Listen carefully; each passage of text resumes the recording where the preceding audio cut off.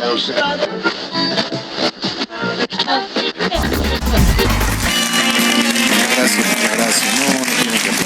gracias, son ustedes muy amables. Hola, buenas noches, bienvenidos al programa. Yo soy Jaime Bailey. El programa de hoy va dedicado con mucho cariño a... Yo encuentro estos papelitos aquí cuando me siento y si no cumplo, las personas se ponen de pie y se van ofuscadas.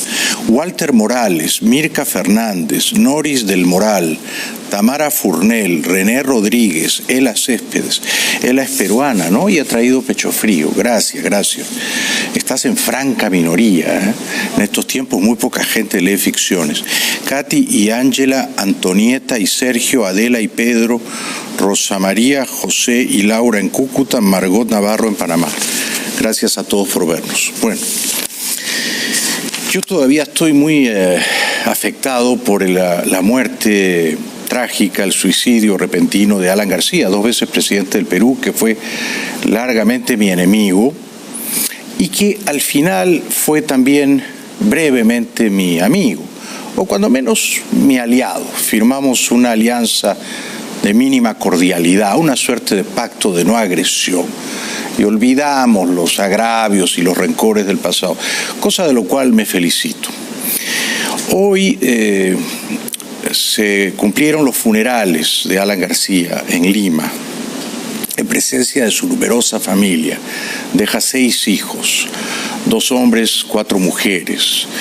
Tuvo Alan 3 mujeres, 3 esposas o novias oficiales que lo han llorado, por supuesto, desconsoladamente, ¿no? Era un personaje gigantesco, desmesurado, ¿no? Larger than life, y ha muerto en su ley. No quiso que lo arrastraran a un calabozo, fue para él una cuestión de honor. Creo que él entendió el suicidio como una manera desesperada de preservar el honor, de salvar el honor, o de impedir que le mancillaran, le pisotearan el honor. Hoy en los funerales, una de sus hijas, Luciana Victoria, que nació el año 85, el mismo año en que Alan llegó al poder por primera vez en el Perú, con apenas 35 años. Luciana, que nació ese año, que tiene 33, ha de estar por cumplir 34, recordó de una manera muy conmovedora que me traspasó de dolor, con un cariño y una adoración enormes a su papá. Hizo un buen trabajo Alan García como papá, porque hoy en sus funerales sus hijas y sus hijos estaban absolutamente quebrados por el dolor. Todos lo conocen como Alan, el compañero o el presidente. Nosotros como papá. Él fue con todos y cada uno de sus hijos el hombre más cariñoso, engreidor, dulce y alegre. Sus abrazos de oso hacían desaparecer penas, angustias y miedos. Y aunque sus bromas siempre fueran las mismas, no dejó un solo día sin regalarnos su risa contagiosa que nos llevaba el alma. Bueno, mis condolencias sentidas a Luciana y también, por supuesto, a Carla, a Josefina y a Gabriela. Y mi sentido pésame a su hijo Alan y a su hijo adolescente de 14 años, Federico Dantón. Todos han estado a la altura de las circunstancias, por supuesto. Todos adoran al papá que se ha quitado la vida. Alguna gente dice con ligereza que todo suicida es un cobarde, ¿no? Que el suicida huye, se escapa, no tiene coraje para enfrentar la adversidad. Yo no lo veo así. Yo, que recuerdo a Mishima o a Bangkok o a Hemingway, pienso que el suicidio es un acto desesperado de coraje y hasta de heroísmo, ¿no? Y es también una rebeldía, una forma de protesta, ¿no? Y es también un ejercicio final de la libertad, de la voluntad humana.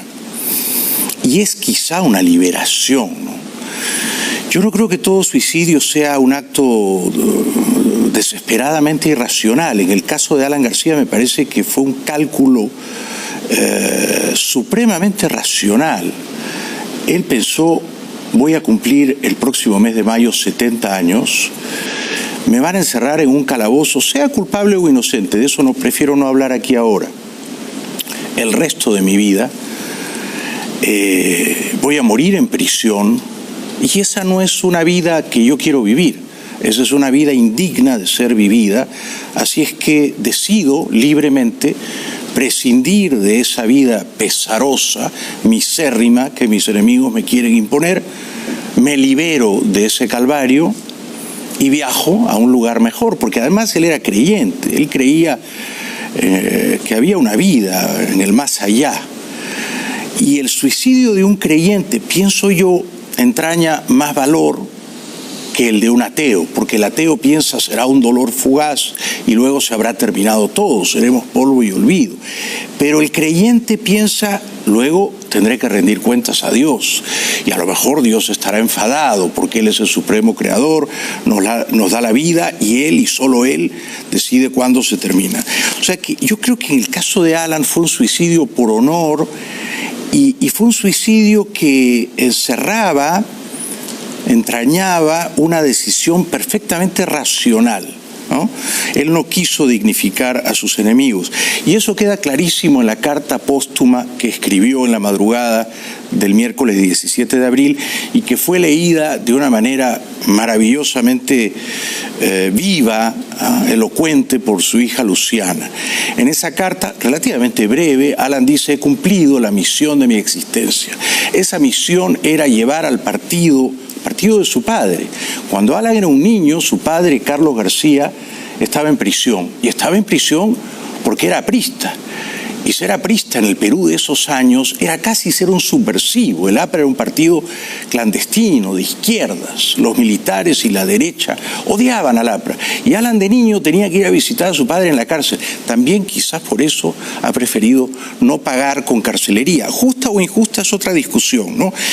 Pero Alan decía: he cumplido la misión de mi existencia. He llevado al partido de mi padre al poder 2 veces y ahora no me van a arrastrar a un calabozo. Cumplí la misión de conducir el aprismo al poder en 2 ocasiones e impulsamos otra vez su fuerza social. Creo que esa fue la misión de mi existencia, teniendo raíces en la sangre de ese movimiento. Por eso, y por los contratiempos del poder, nuestros adversarios optaron por la estrategia de criminalizarme durante más de 30 años. Pero jamás encontraron nada y los derroté nuevamente, porque nunca encontrarán más que sus especulaciones y frustraciones. En este tiempo de rumores y odios repetidos que las mayorías creen verdad, he visto cómo se utilizan los procedimientos para humillar o vejar y no para encontrar verdades. Por muchos años me situé por sobre los insultos, me defendí y el homenaje de mis enemigos fue argumentar que Alan García era suficientemente inteligente como para que ellos no pudieran probar sus calumnias. Bueno, yo creo que no es posible pasar por la política sin salir enlodado, enfangado. No es posible, al menos en nuestros países bárbaros de América Latina, ¿no? La política es una guerra desalmada, es una guerra sin cuartel. Tú llegas al poder, tú ocupas una silla, las glorias son efímeras, temporales. Eres un rehén de los ciudadanos que han votado por ti, pierdes enormes cuotas de libertad. Esos mismos ciudadanos que han votado por ti pasarán los meses y quizás brevemente los años y luego ya no te querrán, ¿eh?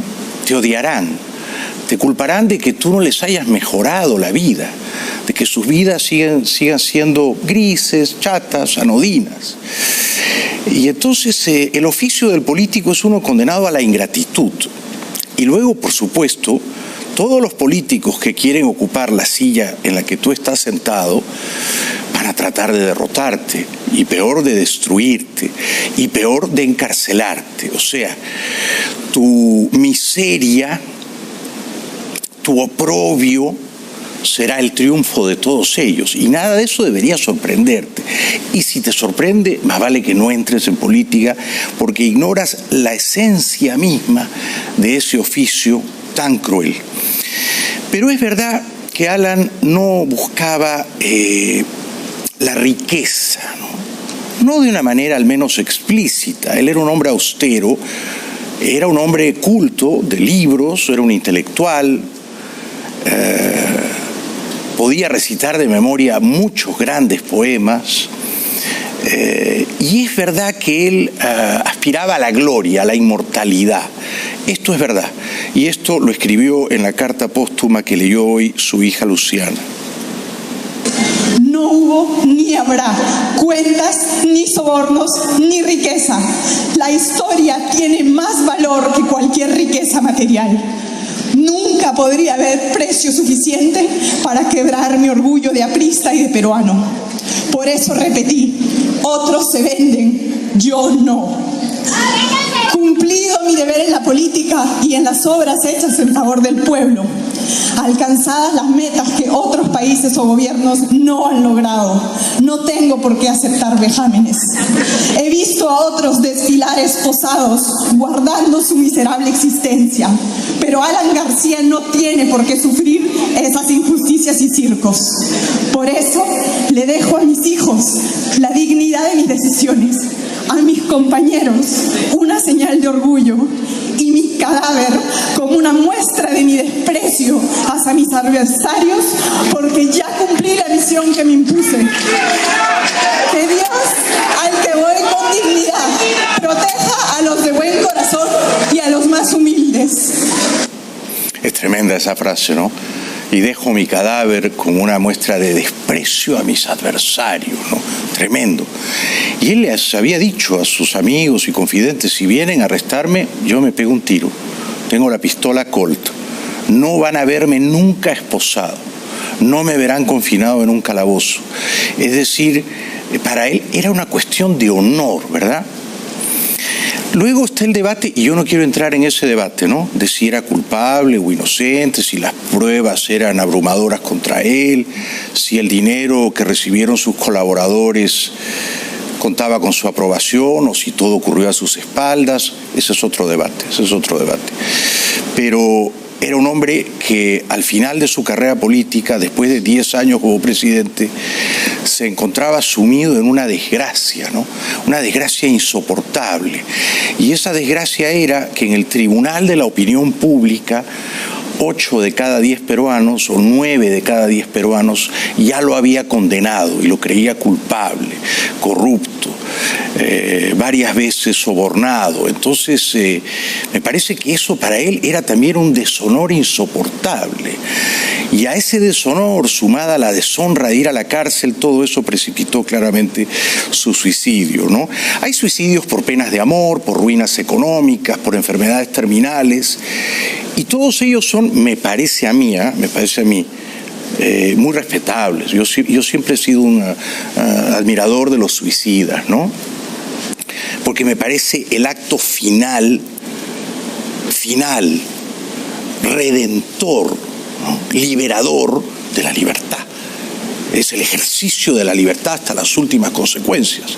Yo gobierno mi cuerpo y mi espíritu hasta el final, no ellos los que vienen a esposarme. Yo, aquí mando yo, ¿verdad? Y ese fue el gesto final, un gesto además político, ¿no? De Alan García. El suicidio es un gesto político, de teatralidad política, porque en cierto modo te redime de tu fracaso y abrazas la muerte con honor, como el harakiri, ¿no? Abrazas la muerte con honor y entonces quedas como un mártir, ¿no? A los ojos de tus partidarios, a los ojos de quienes dudaban de tu inocencia, ¿no? O sea que es un gran gesto político.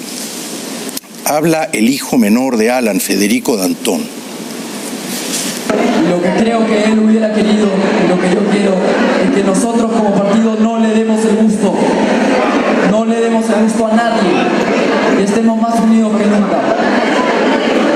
Hoy nos dejó alguien que ha sido líder del APRA por casi 30 años, alguien que nos ha enseñado a todos, alguien que considero un maestro eterno y que siempre nos acompañará.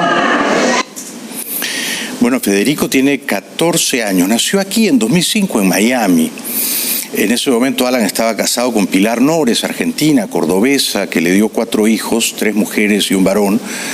Y Alan tenía una relación encubierta con la mamá de Federico. Al final todo se supo y Alan eligió la pasión amorosa con Roxana, la mamá de Federico.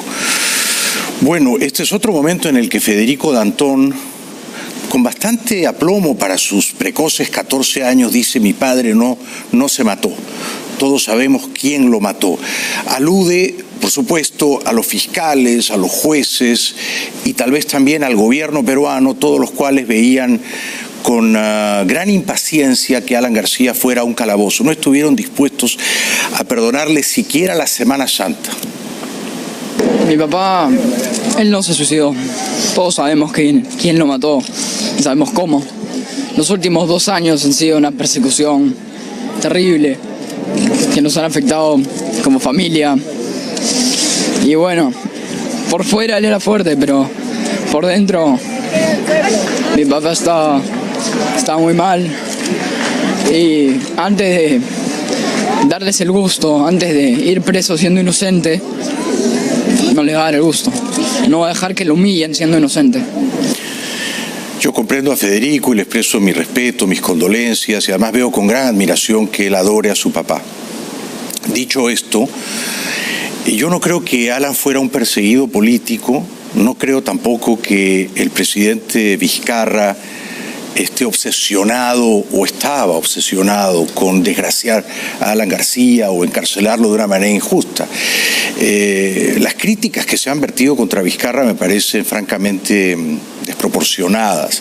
Han gritado: Vizcarra asesino. El problema es que Vizcarra no podía ordenar que no se investigara con celo a Alan García cuando al mismo tiempo se investiga con celo, a veces despiadado, a toda la clase política peruana.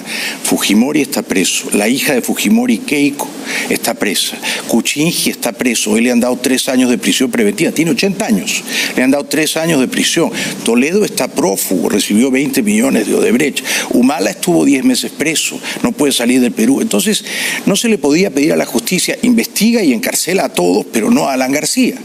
Si Alan García había estado en el poder y algunos de sus colaboradores habían recibido millones de dólares de Odebrecht, me parece que él tenía que entender, por contrariada que fuera su suerte, que la justicia tenía que investigar hasta el final, ¿no? Bueno, para evitar eso y para protegerse, para mudarse a Uruguay, él en diciembre pasado se había refugiado en la Embajada de Uruguay en Lima y había pedido asilo. El presidente de Uruguay, Tabaré Vázquez, se lo negó, que fue también un tremendo revés para Alan, ¿no?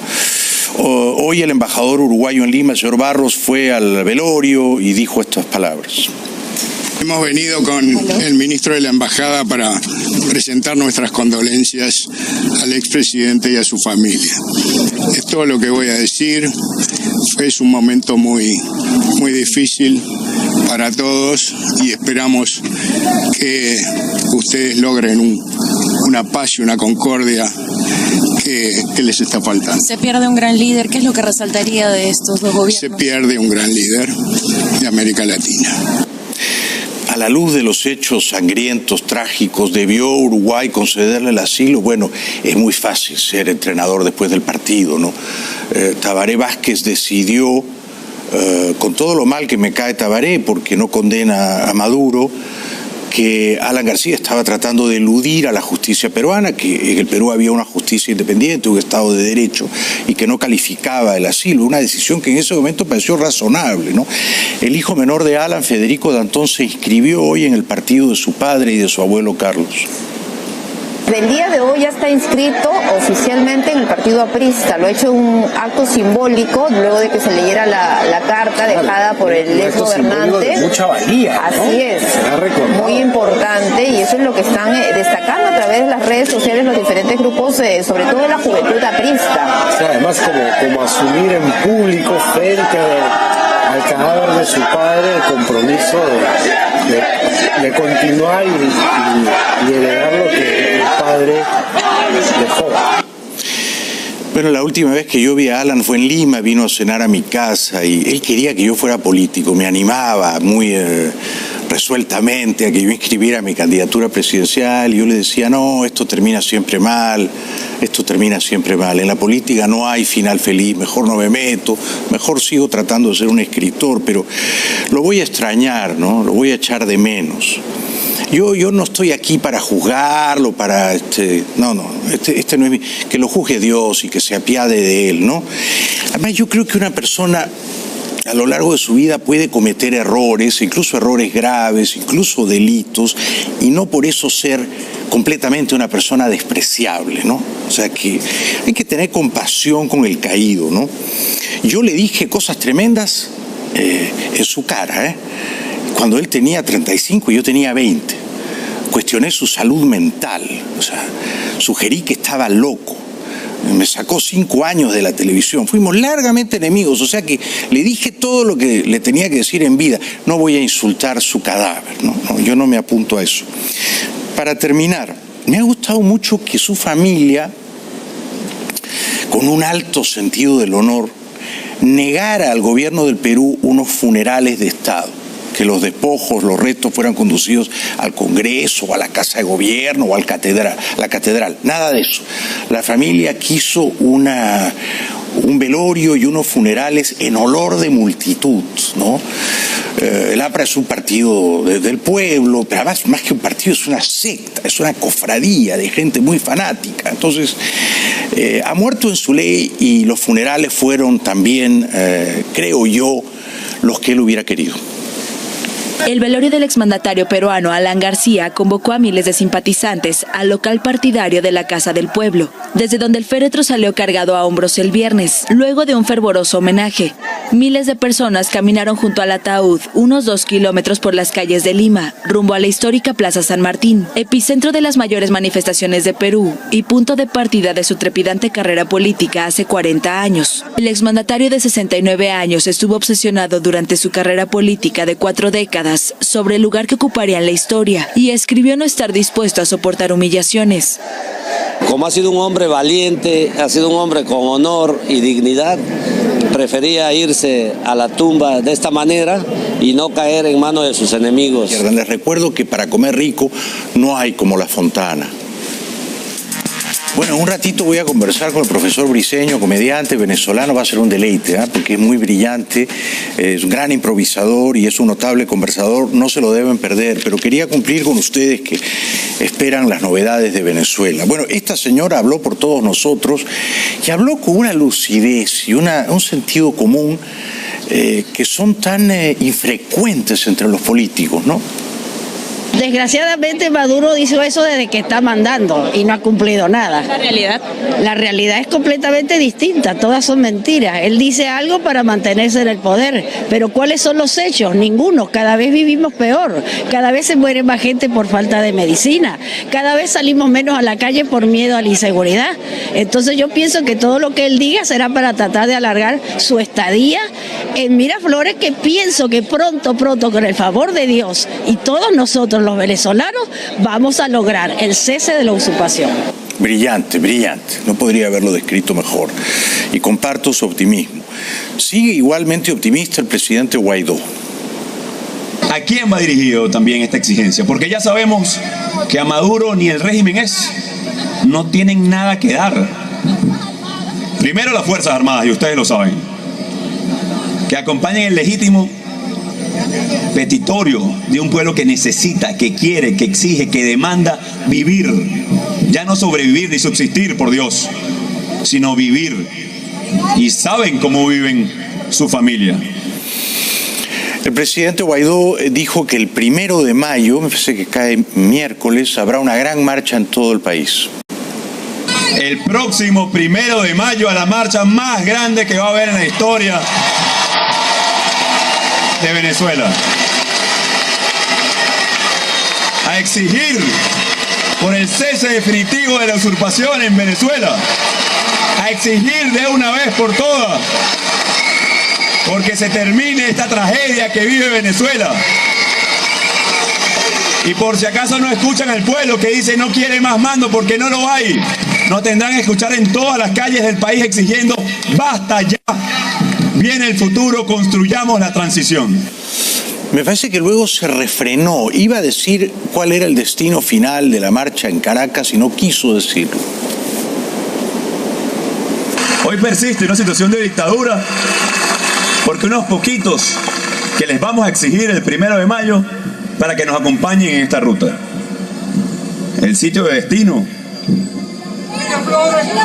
de esa marcha, de esa protesta, va a ser lugar de exigencia para que cese definitivamente la usurpación. Vamos a tener el 27, y de una vez lo anuncio, el 27 de abril, vamos a tener la juramentación de los comandos de ayuda y libertad. Vamos a tener toda esta semana convocatorias. La gente gritaba y se oye, ¿no? Miraflores, pero me parece que él no quiso decirlo, ¿no? O sea que fue prudente y sus razones habrá tenido, pero insistió en que la fortaleza de su liderazgo consiste en volcar a la gente en las calles. Hoy hay un gran consenso. Uno es que tenemos que estar unidos, ahí no hay duda. Pero lo segundo, movilizados. Eso es lo que va a hacer la diferencia. Calle, exigencia, protesta enérgica o estratégica organizada, como dijimos. No nos vamos a acostumbrar. El régimen se dio cuenta que no nos íbamos a acostumbrar. Que cada vez que faltara agua íbamos a protestar. Que cada vez que faltara luz íbamos a protestar. Que cada vez que haga falta vamos a armar el gran protesta en la calle. Porque es nuestro derecho. Quiso decir otra cosa, o la gente dijo otra cosa. Supongo que una palabreja de sonoridad callejera.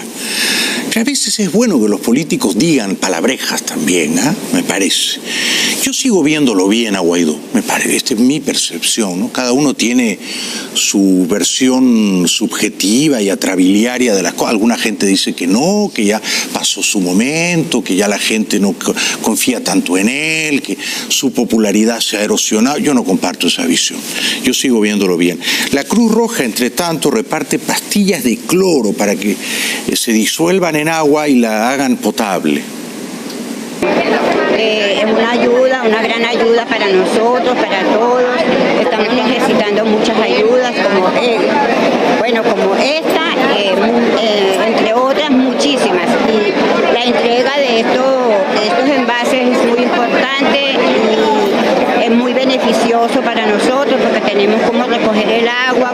Nos dieron una charla muy bonita, cómo utilizar el agua. Aquí fue muy rápido, yo llegué fueron 15 minutos.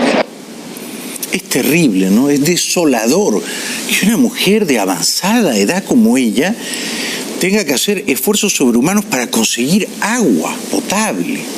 Más imágenes de una voluntaria de la Cruz Roja dando instrucciones de cómo usar correctamente las pastillas de cloro.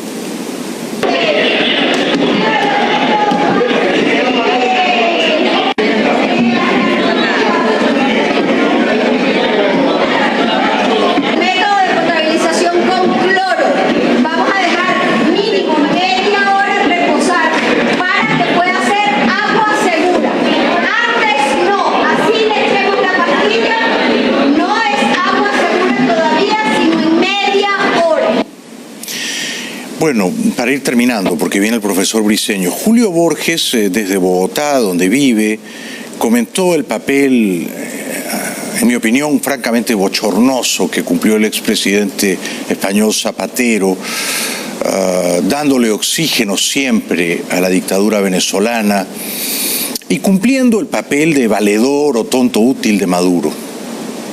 Zapatero tuvo una gran oportunidad porque logramos tener un espacio previo a unas elecciones presidenciales, que era la gran meta, tener elecciones presidenciales libres hace un año, en mayo del 2018.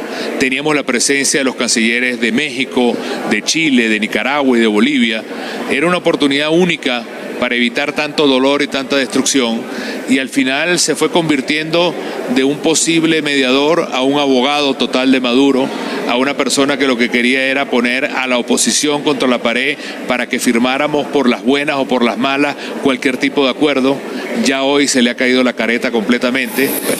Tiene toda la razón. Ahora, fue una ingenuidad de Julio Borges y quizá también de Enrique Capriles y de otros líderes opositores pensar que ellos podían persuadir a Maduro de celebrar unas elecciones limpias y libres, ¿no? Y que Maduro aceptaría la derrota abrumadora y entregaría pacíficamente el poder. O sea, ese fue un cálculo francamente candoroso, que ignoraba que Maduro y los suyos desprecian la democracia, no creen en ella, son comunistas y no sienten ningún escrúpulo, ninguna culpa en falsear las elecciones y burlar la voluntad del pueblo. Borges comentó también que el partido español Podemos recibió cuantiosas donaciones del chavismo. Y en los últimos días se ha convertido en noticia la aparición de materiales que antes estaban secretos sobre lo que fue el financiamiento de Podemos en sus orígenes, lo que fue el financiamiento de fundaciones ligadas al origen de Podemos, el financiamiento que ha tenido personajes como Monedero, que fueron génesis de Podemos, la misma presencia de Zapatero en Venezuela, hoy que es el gran abogado del madurismo en Venezuela. Eso es un proyecto que tiene la misma continuidad. Y su misma continuidad significa negar cualquier vestigio de dignidad humana, negar cualquier vestigio de democracia real, negar cualquier vestigio de pluralidad. Es decir, los valores que ellos supuestamente defienden, al final son valores que ellos mismos destruyen. Pero es que no son valores que ellos defienden, ellos no creen en eso. Ellos creen en el partido único, en la prensa única, en el pensamiento único. Como los cubanos, ellos no creen en la democracia, en un parlamento opositor, en una prensa libre, no creen en nada de eso. Todas esas cosas a ellos, que son comunistas profesionales o criminales profesionales que fingen ser comunistas, les parecen cosas afectadas, afeminadas, ¿no? De burguesitos. No, ellos no creen en eso.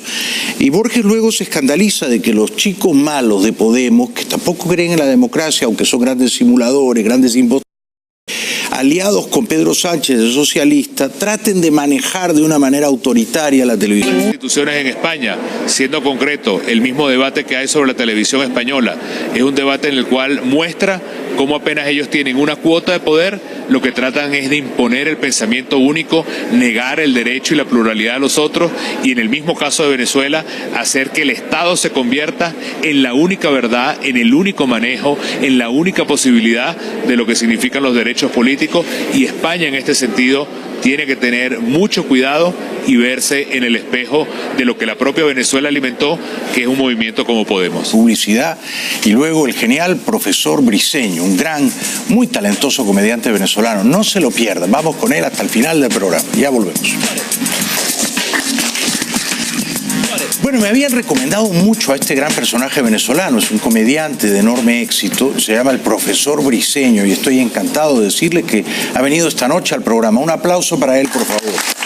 Muchas gracias. Bienvenido. Bueno, no sé mucho de ti, permíteme hacerte algunas preguntas generales de ley. ¿Qué año naciste? ¿En qué ciudad naciste? Yo nací en Caracas en el año 1970. 1970. Eres 5 años menor que yo. ¿Y qué estudiaste, si estudiaste algo? Yo tengo una gran vocación de pobre, entonces escogí letras y mi madre me inscribió en periodismo sin decirme. Me diciendo, bueno, si quieres escribir, pero por lo menos algo que medianamente dé. Sí. Y luego, insistiendo en eso, hice el posgrado en filosofía, hice teatro, prácticamente todas las actividades en las que no se gana ningún dinero. Me faltó mimo, creo que estuve a punto de también ser mimo. Pero estudiaste periodismo, filosofía y teatro. Para nada, yo tengo semen light, le quité lo que engorda.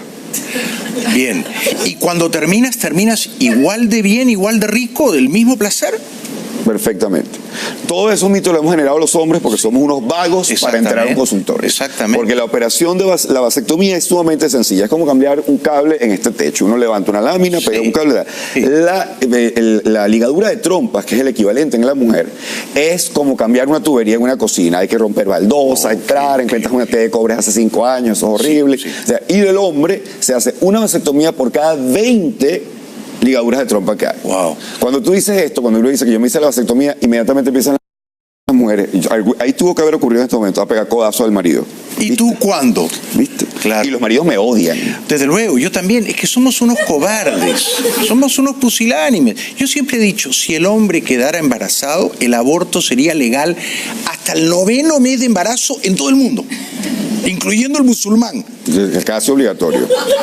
Claro. No habría población mundial, no habría población. Olvídate, abortaríamos a los 8 meses con 3 semanas. No, ya la primera semana, a las primeras 2 semanas que te dicen que no puedes hacer tal cosa o que tienes que... Ya. Sí. Bueno, y entonces tú dijiste cuando nació tu primera hija, ¿verdad? Sí, ya hay que hacer dinero, vámonos a la comedia. ¿Y lo lograste? O sea, empecé con Josh Harris, yo, Rafael Guzmán y Led Varela. Muy talentosos los tres. Nos metimos a hacer un show que yo le dije a mi esposo, bueno, yo creo que esto va a ser 3 meses, porque yo leí el material de José Rafael, a mí me tocó como ensamblarlo. Sí. Entonces yo leí el material de José Rafael, leí el de Led. Josh Harris iba a comenzar con nosotros, pero le dieron el permiso, le empezaron a dar su proceso migratorio aquí, entonces no podía devolverse. Okay. Y como el show se iba a llamar Mi País, Tu País, que es el nombre de una canción popular venezolana muy conocida, yo dije, pero ya va, ¿qué más nacional? Y estamos hablando hace 10 años, ¿qué más país que uno de los comediantes ya esté fuera del país? En la segunda ciudad más importante de Venezuela, que es Miami. Entonces lo metimos por Skype en unas grabaciones, no estaba en vivo, y yo cuando lo leí, yo dije, mi amor, con lo que va a decir José Rafael y Led Varela, esto va a durar 3 meses. Yo voy a estar de vuelta en la universidad siendo investigador y esto no va a funcionar. Prepárate, estuvimos 3 años con ese montaje y lo cerramos en el aula magna con 2.500 personas de público. Bueno, mira, es que yo no sé si tú, pero yo creo en el mercado. Uno al final del día está donde el mercado, o sea, la gente, o sea, el consumidor, te instala. Bueno, es poco lo que se vive en Venezuela con el tema moscas o a las ratas o a las cucarachas, porque no tienen la culpa, o sea, tienen muy mala prensa. Una mosca no elige ser mosca, hubiera preferido ser mariposa. Y esta es colega, porque esta es histriónica, es decir, hay todo un auditorio donde ella pudo haberse metido, ya vino al centro de la luz. No debemos matarla. Está en el centro del plató. En cualquier momento va a decir algo importante.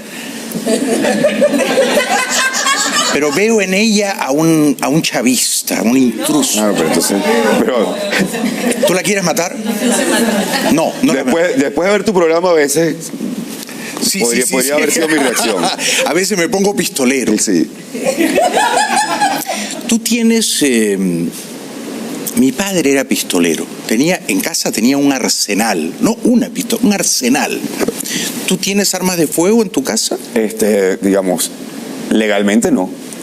Pero eso es una gran respuesta. Mi madre fue ministro en una época y cuando se abrió la fábrica de armas en Venezuela le regalaron la primera pistola que salió de la fábrica. El ministro de Defensa la repartió como si fuera un regalo divertido. Sí. Y lo primero que hizo es que yo tenía, creo que 13 o 14 años. Me dijo, quédatela tú, porque tu papá va a hacer una locura con ella. Y mi papá tenía la suya. Mi papá sacaba el revólver cuando alguien no se movía en el semáforo. Así que creo que nunca pero cuando el perro del vecino, mi padre viajaba mucho por el país, llegaba después de 10 horas de carretera. Si el perro del vecino ladraba mucho, le pegaba tiros a la puerta del perro. No, estás hablando de mi papá, como no fueron amigos, tu papá y mi papá. Yo nunca he pensado de que es la solución a nada, pero a veces es parte de la solución a algo. Yo tengo 2 pistolas en mi casa en una caja fuerte. Nunca se sabe, ¿no? Nunca se sabe. Cuando uno tiene tantos enemigos. Me ha gustado que tú y yo refrenemos el instinto bárbaro y respetemos la vida de una mosca, ¿no? Sin el respeto a la vida. Lo que pasa es que está la mosca, pero si tú estuvieras, por ejemplo, en Venezuela, esa mosca podría tener viruela, dengue, chikungunya, entonces, y tú no tienes el tratamiento, entonces en ese momento se te acaba el budismo y se vamos a matar a la mosca porque uno no sabe que esto puede terminar costándonos pedir una cosa que tienen que traer de Cúcuta por la frontera para que nos podamos tomar un medicamento. Tal cual, aquí es más fácil ser. Aquí es más fácil ser budista. Ser budista, regresando después de la pausa. Bienvenidos de vuelta al programa. Estamos conversando con el gran profesor Briceño, un genial humorista venezolano. ¿Cómo no habías venido antes aquí? ¿Cómo yo no me había venido con José Rafael Guzmán antes de la última entrevista que hiciste con José Rafael. Cuando vinimos con Mi País, Tu País, nos entrevistaste. Lo que pasa es que ese día creo que alguien te mencionó que yo había sido profesor de Reinas de Belleza y tú hiciste como que, ok, no me interesa el tema y... No, me porté mal contigo, lo siento. No, para nada, sino, digamos, te centraste en el show y en lo que estábamos nosotros hablando en ese momento. ¿Y qué les enseñabas a las Reinas de Belleza? Oratoria. Oratoria. Oh. Tengo 3 mis universos en el cinturón. O sea, les daba el micrófono para que le hablaran. Les daba el truco. Yo entré pensando que iba a dar algo oral, pero era otra cosa. No. Yo creo que lo básico que es enseñarles que lo que tú estabas comentando sobre Guaidó, es decir, la franqueza es la única herramienta que es irrebatible cuando estás hablando. Sí, exacto. Entonces, el error que cometen ellas y que comete mucha gente en medios y en política, tú lo sabrás hasta mejor que yo, es inventar algo que no tienes todavía en la mano, que no es tuyo, pero alguien te dijo, el truco es habla de esto, o el truco es al otro. Y yo creo que en esto no hay trucos. Entonces, cuando empiezan a confiar en lo que tienen y asumen que lo que tienen es lo que tienen, no inventan una vida que no han tenido. Exacto. Mi trabajo era ese. La mejor escuela oratoria es no tener miedo de ser tú mismo. Y si eres un poco inculto o un poco ignorante, no importa, sé tú mismo. Homel Sousa, un tipo que ha dicho frente a las cámaras, ¿cuál es el último libro que ha leído? Y él dice, yo no leo nada. Yo no leo absolutamente nada, me fastidia leer. Cualquiera diría, no, uno tiene que ser que lee la prensa o que lea una novela. Acuérdate de García Márquez, o sea, cualquier truco imbécil. Claro. Pero ¿qué tiene malo? A ella le digo, cuando usted le pregunte cuál fue el último libro que leyó, digo, a mí no me gusta leer, a mí me gusta el cine. Y la última película que vi fue... Tú puede que no tengas una película, pero un libro, pero tienes una película. Es así. ¿Y alguna vez te enamoraste de una reina de belleza? ¿Eres enamoradizo? No, porque en el ambiente, o sea, digamos, cuando uno trabaja, yo vengo de dar clases en comunicación social durante muchos años y las mujeres en comunicación social también son muy bellas. Muy guapas, claro. Entonces uno aprende primero a tomar distancia y llegaba un momento en que además uno se metía a lo que llamo yo el gen gay. Yo no soy gay, pero tengo la nacionalidad porque trabajé 8 años con Homel. Me dio el pasaporte. Y aprendes a mirarlas, va a sonar horrible, como un caballo de carrera.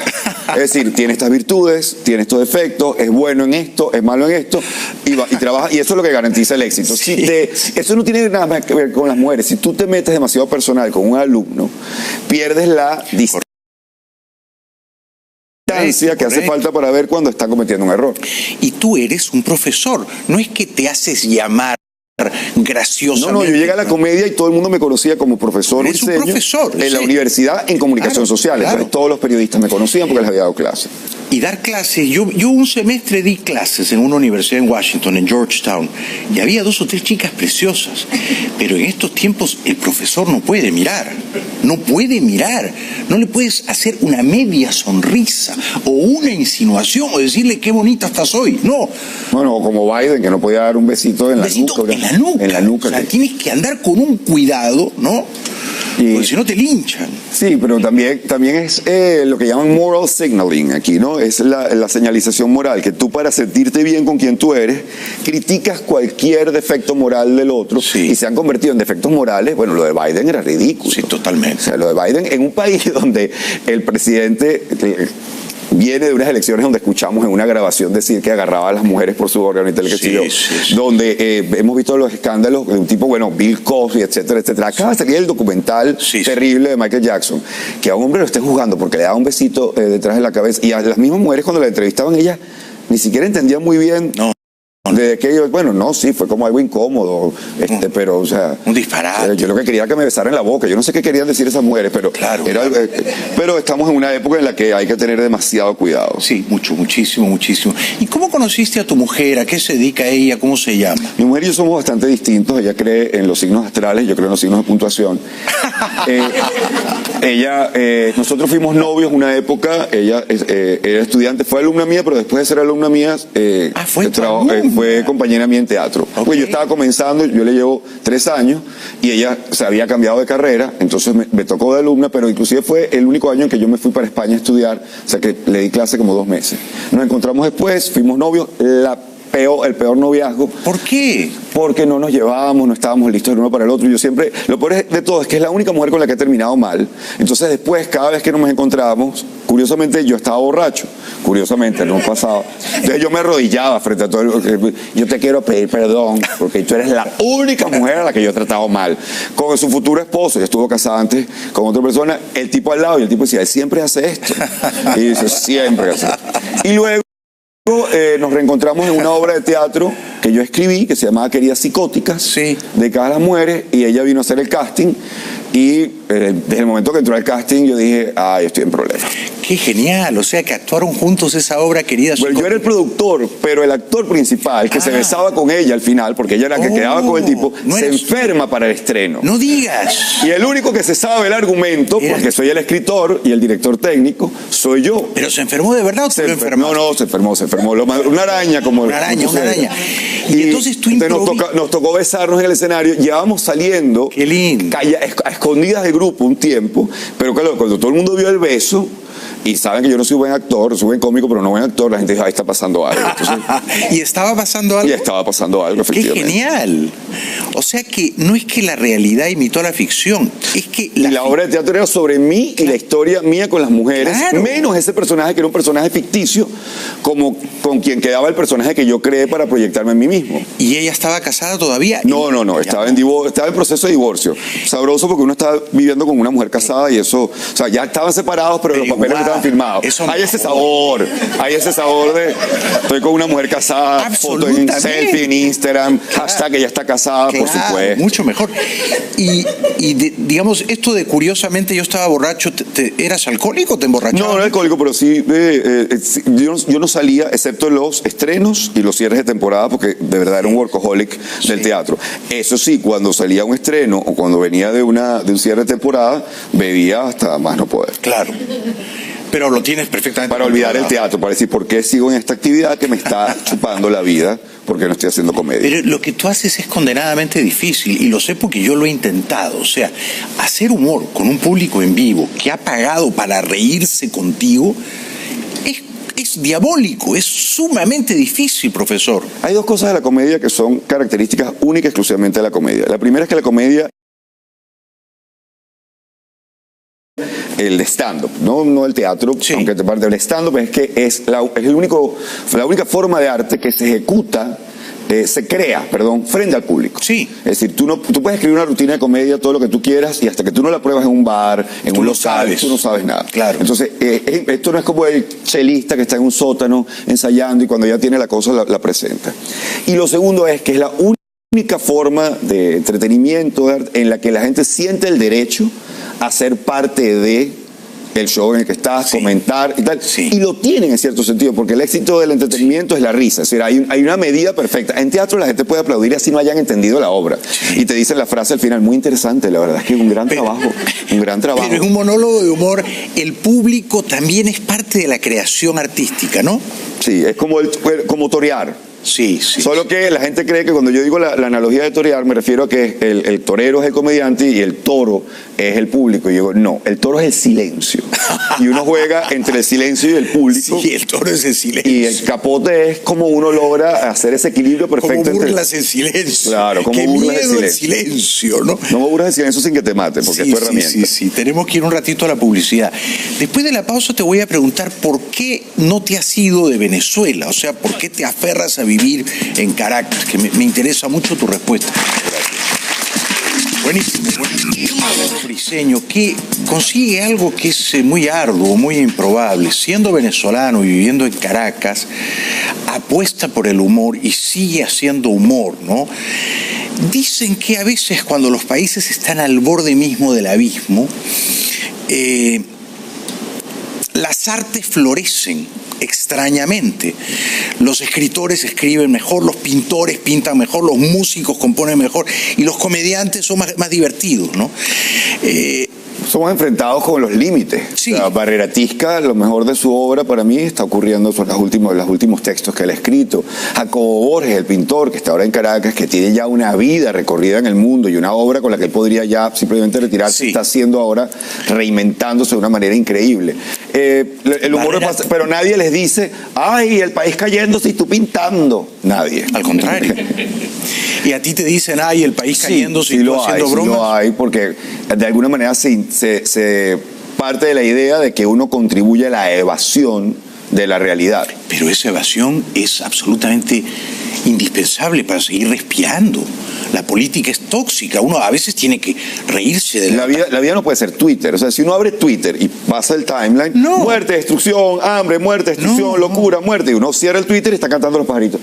Y uno ya va, pero... Claro. O sea, ¿dónde vivo? ¿Aquí o vivo aquí? Uno vive en ambos lugares. Yo no vivo en Twitter. ¿Eh? Y además a mí me gusta el humor como una forma angular de ver la realidad, claro. Con lo cual termino criticando.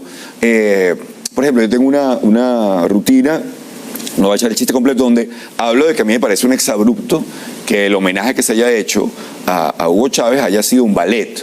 O sea, cuando se murió Chávez, hicieron un ballet, que lo pueden buscar en YouTube, de verdad. No sabía. Se llama De Arañero a Libertador. Un video para la próxima semana a disfrutar. O sea, había más una gente tratando de hacer ballet con botas militares. Ana Teresa no se fue hasta que su marido lo sacaron de la compañía en la que trabajaba de petróleo, que era extranjera, y la compañía le dijo, mira, ya nosotros no podemos trabajar en Venezuela, si quieres venir a trabajar con nosotros.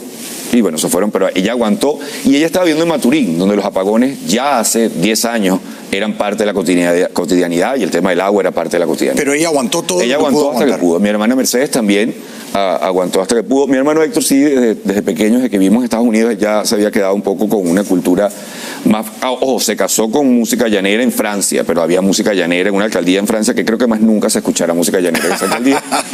Y yo he estado toda la vida en Venezuela. Mi madre, cuando terminó de trabajar para las Naciones Unidas, le ofrecieron o trabajas de secretaria general y directora de Amnistía Internacional o de la FAO.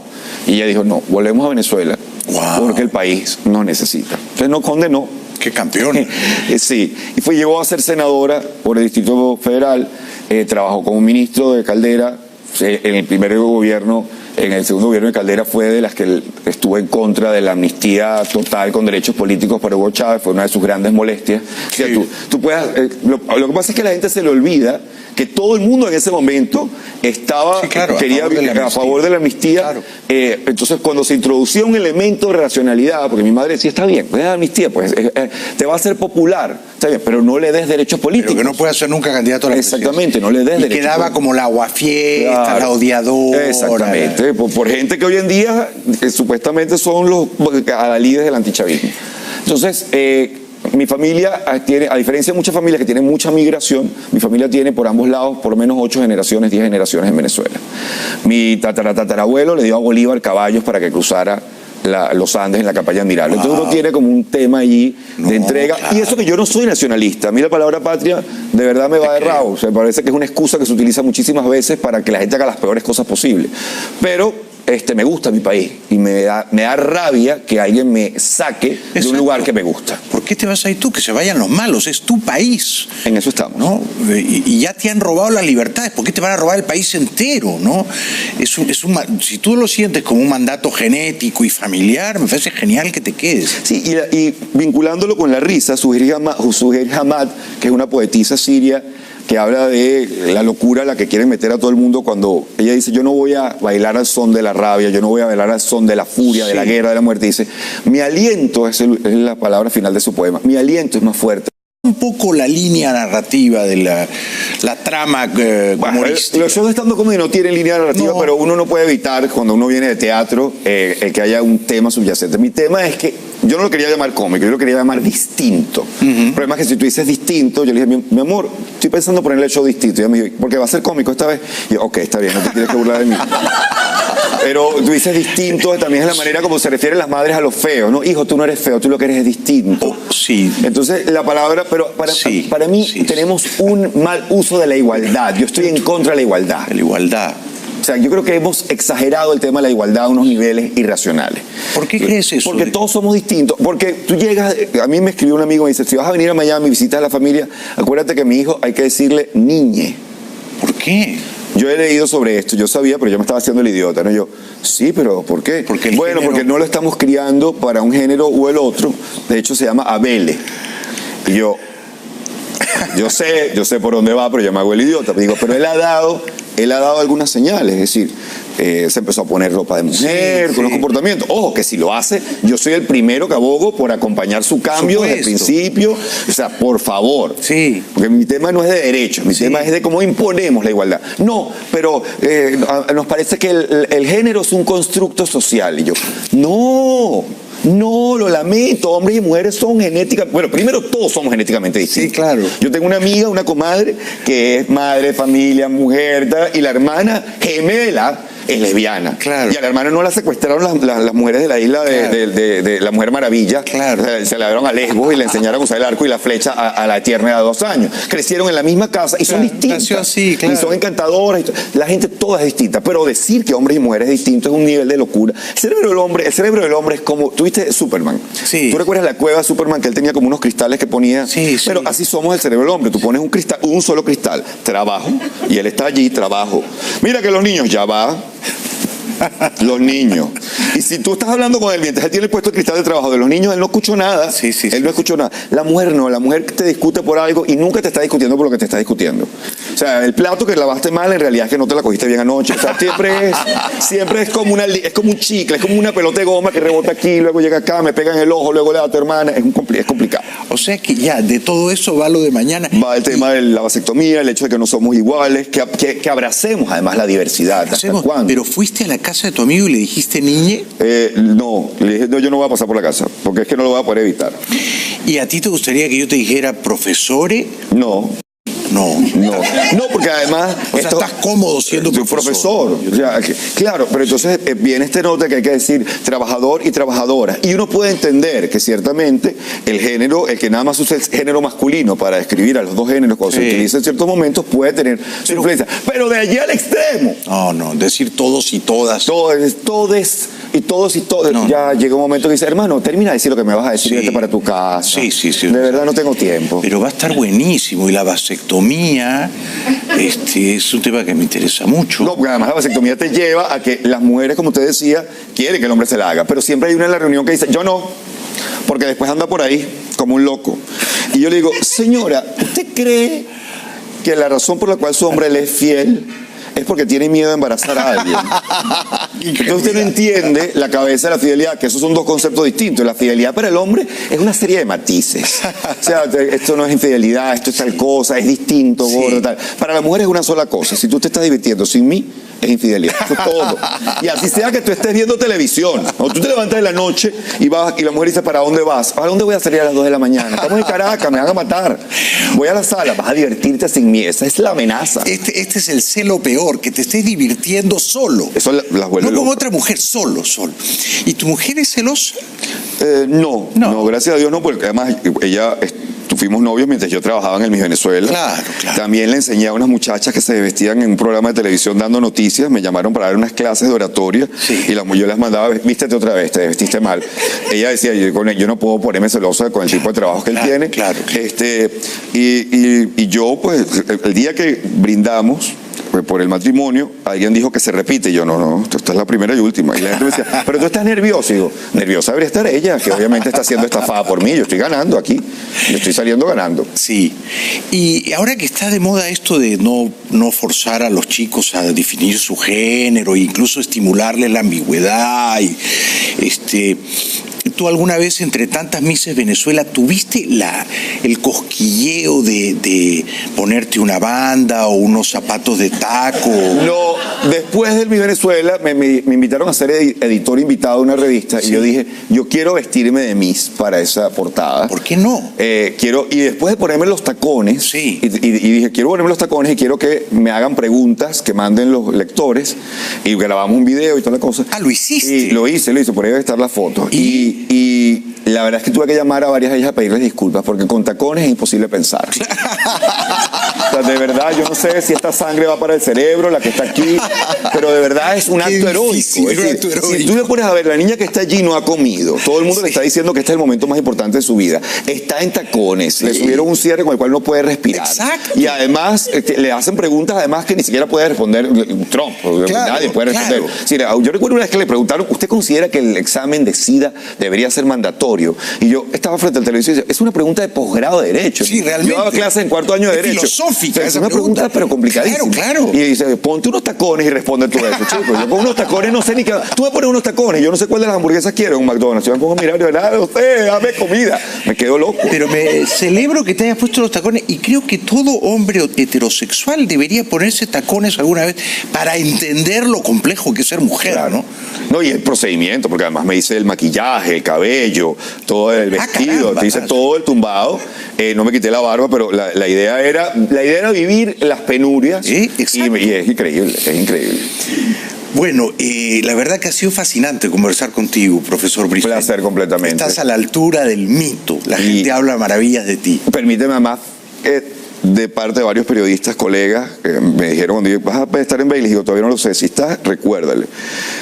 Que lo importante que ha sido que antes que se pusiera el tema de moda de Venezuela, tú estabas claro de que este era un tema al que había que prestarle atención, no solamente por Venezuela, no por los venezolanos, sino por lo que significa para la región el hecho de que se disfrace de proceso democrático una agenda que viene claramente con lo que ya tú perfectamente has mostrado en este programa. Gracias de corazón por esas palabras. De verdad. Gracias de corazón. Mañana estaremos de todas maneras viéndote, Silvia y yo.